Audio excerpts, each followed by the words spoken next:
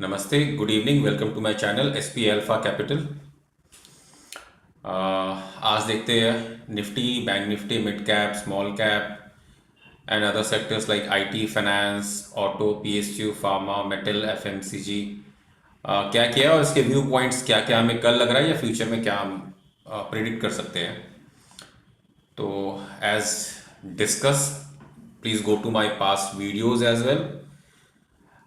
आप देखो हमने क्या डिस्कस किया और हम कल के लिए क्या, क्योंकि दोनों चीज करना बहुत जरूरी है, पास्ट, प्रेजेंट एंड फ्यूचर। आप पास्ट वीडियोस नहीं देखोगे तो आपको लगेगा कि हाँ ये कैसे हुआ। नो, तो आप उसके लिए पास्ट भी देखिए, प्रेजेंट तो मैं आपको भी डिस्कस आप देखोगे ही, और फ्यूचर में क्या होने वाला है हम इस पर डिस्कस कर सकते हैं। यस, ऑफकोर्स स्टॉक मार्केट है तो इज नथिंग कंफर्म्ड। तो वेल, निफ्टी 155 पॉइंट्स अप है, आज क्लोजिंग दिया है। बहुत अच्छी रिकवरी लास्ट में हमें देखने मिला, जो हम अभी लास्ट 3-4 सेशन से देख रहे हैं। एज डिस्कस, ये हमारा एक ट्रेंड लाइन है जिसको आज इसने अच्छा खासा ब्रेक किया और क्लोजिंग भी काफ़ी अच्छा किया है, मतलब एक स्मॉल अपवर्ड्स कंसोलिडेशन में जाके इसने क्लोजिंग की है, तो अच्छा है, खराब नहीं है। लास्ट के टाइम पे वॉल्यूम पार्टिसिपेशंस भी अच्छे हैं, तो हम देख सकते हैं इसका मतलब ये है कि वॉल्यूम पार्टिसिपेशन क्लोजिंग में किया है, ब्रेकआउट भी किया है हमारे ट्रेंड लाइन को, बट ये क्या it is enough to find कि मार्केट में एक रिकवरी आ गई है? नहीं, ये क्यों नहीं है, लेट्स सी।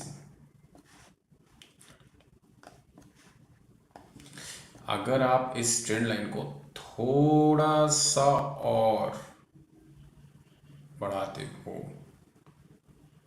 राइट, तो आप ये देखोगे कि यहां भी इसने एक ब्रेकआउट दिया था, बट क्लोजिंग इसके ऊपर नहीं गई है और एक कंसोलिडेशन देके डाउन ट्रेंड में दे दिया। क्लोजिंग देखो यहाँ पे तो अच्छा दिख रहा है ना। 15 मिनट के चार्ट पे जो रिवर्सल यहाँ पे दिख रहा है मूविंग एवरेजेस के, ये भी अच्छा है। प्लस अगर मैं डेली चार्ट में जाता हूँ तो of course 50 day moving average के ऊपर ये बंद किया है बाजार। बहुत दिन बाद कुछ पॉजिटिव कंफर्मेशन मिली है, तो हम बोल सकते हैं कि हाँ थोड़ा तो पॉजिटिव निफ्टी में दिख रहा है। क्योंकि निफ्टी में क्यों दिख रहा है? बिकॉज आईटी इंडेक्स आज हमें 2.50 का गेन में बंद हुआ है। बैंक निफ्टी में देखते हैं, बैंक निफ्टी में भी वही सेम चीज है, राइट। देखो यहाँ पे इसने डबल बॉटम बनाया कंसोलिडेशन करके, और ये तो आप मेरे पास वीडियोस में ऐसे डिस्कस किए हम, 50,000 का बहुत हमारा एक सपोर्टिव जोन था।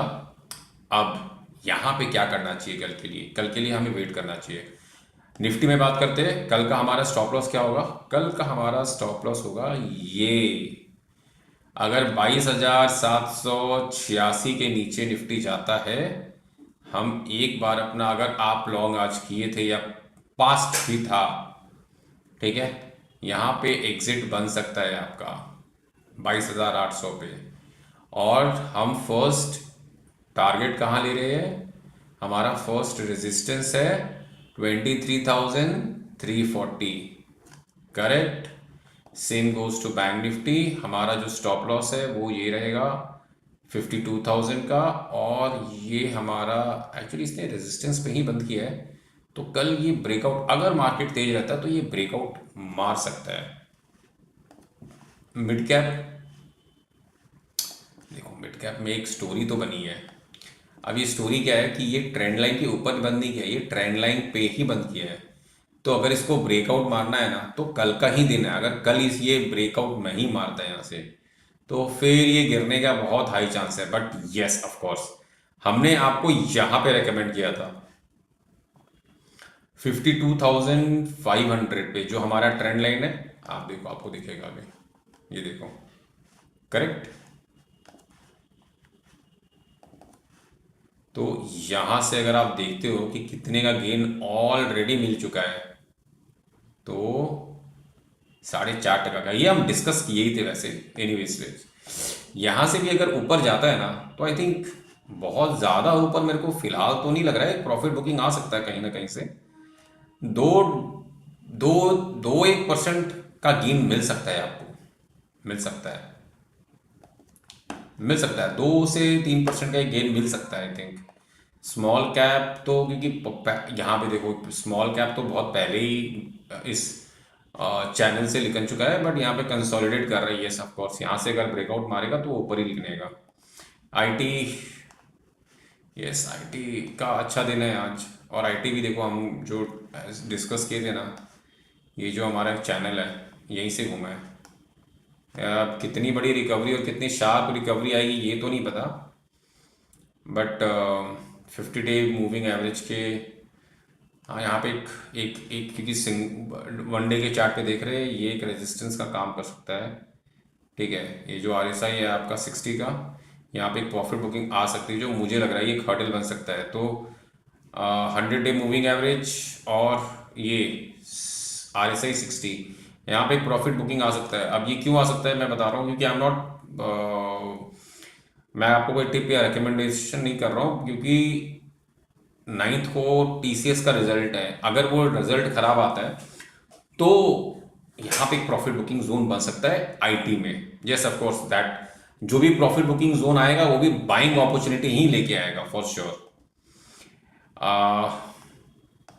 फाइनेंस में हम अभी कुछ बोलेंगे नहीं, बिकॉज हम बहुत, we are not very keen to finance. हम अभी तक इसमें बहुत बड़ा बुलिश नहीं एक्सपेक्ट कर रहे हैं।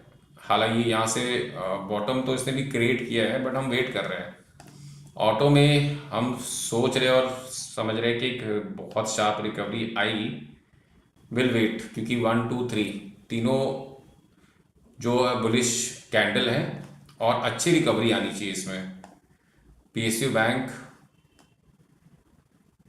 सेम, ये भी 200 day moving average daily chart के ऊपर क्लोजिंग किया है।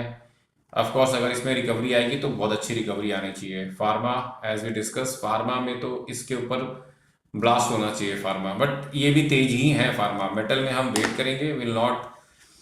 देखो, मेटल अच्छा लग रहा है मेरे को भी बहुत, बट क्या है ना कि अब देखो ऑलरेडी इतना बड़ा हुआ है ना, तो मुझे डर लग रहा है कि ये सब्जेक्ट टू की अगर ले और प्रॉफिट बुकिंग आ जाए तो हमें थोड़ा उसमें डर है। रियलिटी थोड़ा सा ओवरकम किया है नीचे, तो आई थिंक यहाँ तक कहीं भी आए तो प्रॉफिट बुकिंग एक बार आ सकता है, बट ये भी नीचे में लेना ही बन रहा है, क्योंकि ओवरऑल मार्केट मेरे को अच्छी लग रही है।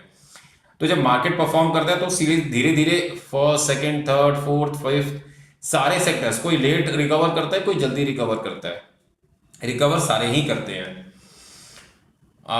बाकी आपको इस स्टॉक्स में अगर आपको कुछ व्यू पॉइंट्स चाहिए, आप प्लीज़ कमेंट में डालें, हम उसका रिसर्च करके आपको रिवर्ट ज़रूर करेंगे। Thank you so much, good night.